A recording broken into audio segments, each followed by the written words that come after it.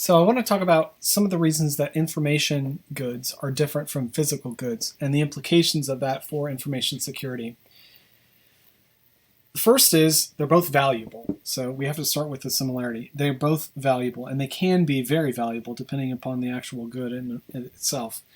But information isn't depletable. So if I have a copy of a song, it doesn't deprive you from having a copy of that same song. And it can be replicated almost infinitely for very, very little cost. Very minimal marginal cost to create just one more copy of a song or one more copy of a book or a video or something like that. And this is also true for internal policy documents or strategy documents, things that you might want to protect not because they are valuable to the public at large, but because they are particularly valuable to your organization. Another important difference is that information is much more commonly time dependent in terms of value. So your plan for the next quarter or your business's plan for the next quarter is going to be time dependent in terms of value. You're not going to care that much about it 6 months from now. And the other problem is it's often possible to transfer information intangibly. So previously, prior to the information revolution, if somebody wanted to steal millions of healthcare records, you'd have to back a truck up to a warehouse, and it would be very obvious that they were gone. Now, it's very possible for somebody to get access to companies' business records and to transfer them without the company even recognizing that this transfer has taken place. This is one of the main things that you need to have auditing of information security policies in place to protect against. It's very easy for somebody to get away with something if you don't regularly check your logs and ensure that you have a serious auditing process in place. All of these factors, all of these qualitative differences about information determine how it's treated under the law as intellectual property and should determine some of our policies from an information security standpoint. There's been a lot of research on this, starting way back with the book Information Rules by Shapiro and Hal Varian. Hal Varian's an economist who eventually ended up working for Google after the publication of that book. And a lot of thought has gone into how should we organize our informational goods, and how should we protect them since then. So it's a good place to start if you're interested in where has this line of thinking gone. It's also worth pointing out that there are rights for both employees and employers that have an impact on how we protect information, how we build our information security policies. Ownership of a patent is a good example. If an employer has a right to the patent that an employee produces as a part of their job function, then that happens seamlessly. The employer simply gets the rights. The employee does not have to transfer the rights. This can be set up with copyright, especially for salaried employees, but it's also very possible for copyrights to be done in a work-for-hire process. So you might hire a musician to come in and produce a score for a game, and part of that process would include transferring the copyright to the song to the company, or a license of that song to the company. In academia, this is essentially what happens when people publish in for-profit journals. So if you're submitting a publication to a for-profit journal, you're giving them a license to also produce and enforce copyright on that product on their behalf. They own it. Essentially, it's a piece of property for them. And licenses, just kind of go into that, allow people to work for fees. So a programmer could grant a company to a license to use his or her program. And this license would actually potentially include all kinds of things about how that program is used, like how many uses you could have, what time period the license is good for, the number of systems they can install it on. I'm sure you've seen some of this in shrink wrap licensing for software that you may have used in the past, like the limitations of the license. And then finally, trade secret protection. The company owns trade secrets for any business confidential data. This is the default ruling of trade secret law.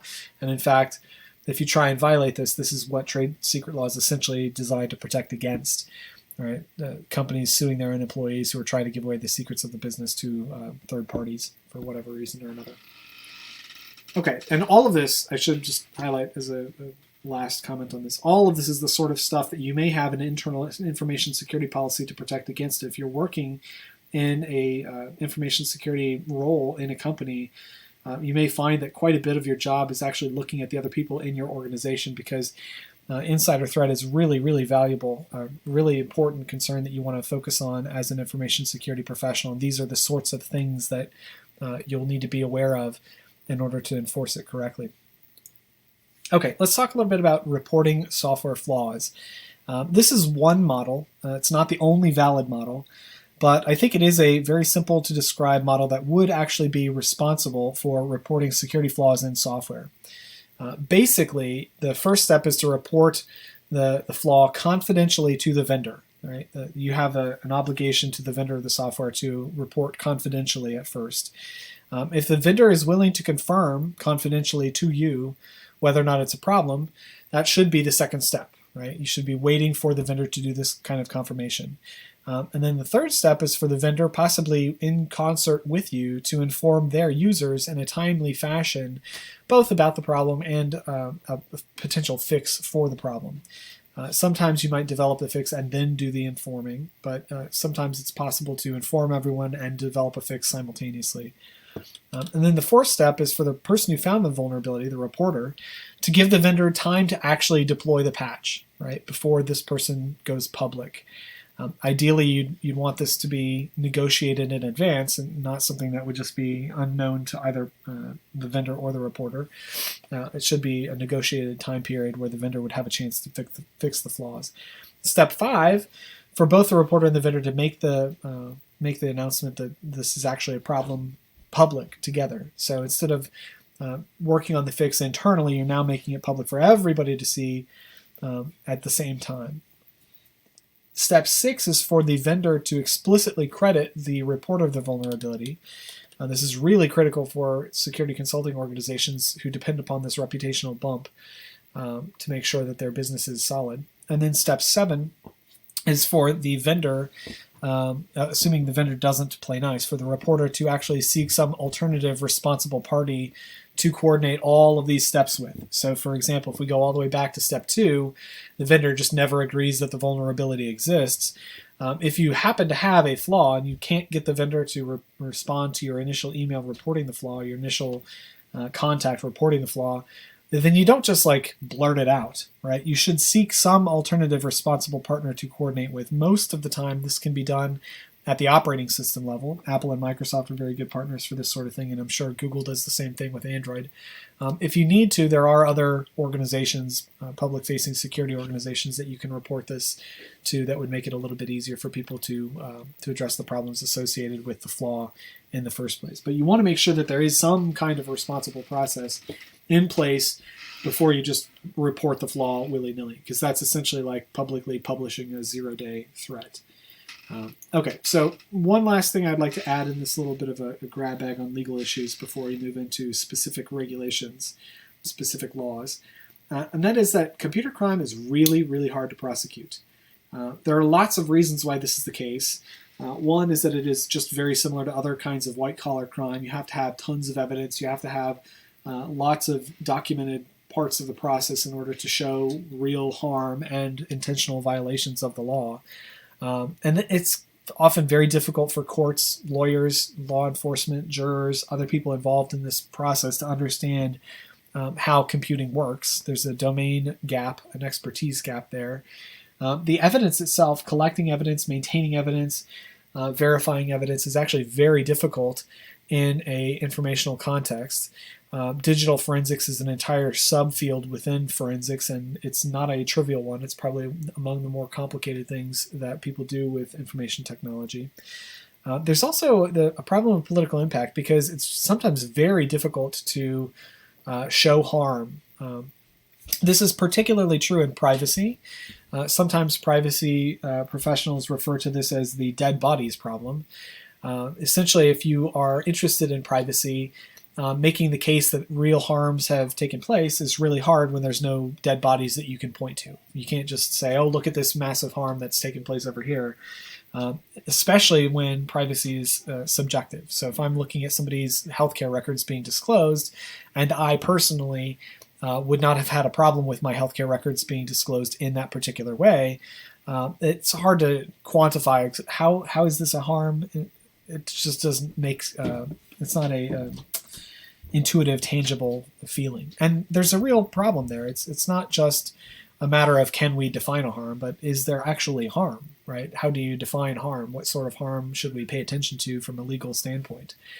So sometimes this is a problem in terms of prosecuting crime. It's very difficult to see what the harm is. And I'll point out a case that we'll talk about in the next set of slides that I think is a good example of this. The cases can be complex. Like there can often be lots and lots of moving parts. Imagine trying to explain multiple layers of botnets and multiple layers of all of the other information security stuff that we've been talking about all semester to a jury of 12 average citizens. That complexity is way above and beyond the average person's ability to sort of grok intuitively. Sometimes, and this is becoming less and less the case, the defendants are juveniles, meaning essentially kids who are playing around with information security tools and getting access to things that maybe they shouldn't have. And that's often difficult to differentiate from a serious criminal organization. So if you have a law that's intended to protect against serious criminal organizations, and the people you end up catching with it are, 16-year-olds who are playing around with information security tools for the first time, figuring out a reasonable way to approach that from a legal standpoint is, without also creating a precedent that would be problematic down the road, is very, very difficult. So even when there's clear evidence of a crime, the victim is possibly not going to want to prosecute simply because of the PR problem. So banks, healthcare organizations, a lot of other people in industry just don't want to announce a giant data breach, and so they may not want to. In fact, that's one of the reasons why data breach notification requirements are so important, is that there's long been this general suspicion that these crimes are never even reported simply because the PR problem has been, at least to this point, more problematic for the organization than the benefit of actually going through and doing any kind of a real prosecution. So write off the problem and then not having to deal with it afterwards simply because the cost of prosecution is just too great.